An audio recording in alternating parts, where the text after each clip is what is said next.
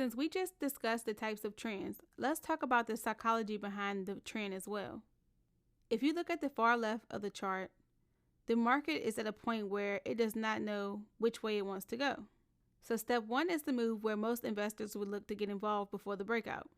And step 1 is also the pullback. So in my opinion, this is the best place to get involved in the market, but it is considered unsafe for new traders. Why do you think that's so? Well, I'm here to tell you, because the 3-point move has not been met yet. So when new traders start trading, it's important to focus on that 3-point move.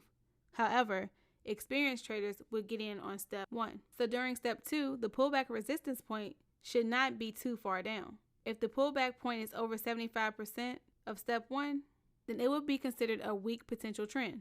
And in this example, the trend barely made the cut. Because the shallower the pullback is, the stronger the potential trend would be. And the deeper the pullback, the weaker the potential trend would be. So when price broke past step 2, it let me know that the bullish move has the upper hand. The less momentum the bears have, the more the bulls will take control. And in order for this trend to continue bullish, they must continue to put up a fight with the bears. So if price pushes down to a certain point, then the bears will take control. So the key here is to pay close attention to step 1. Step 3 is where the best traders get involved into the move.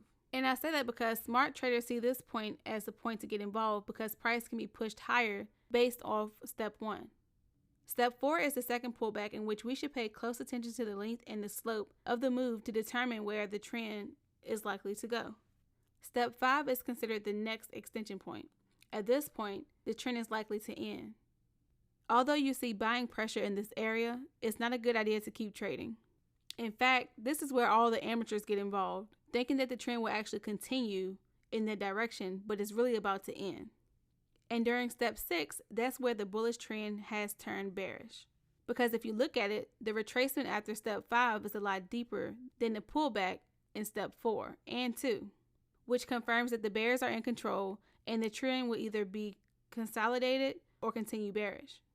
But before you apply the steps, always implement the DSDE process mentioned previously throughout the course.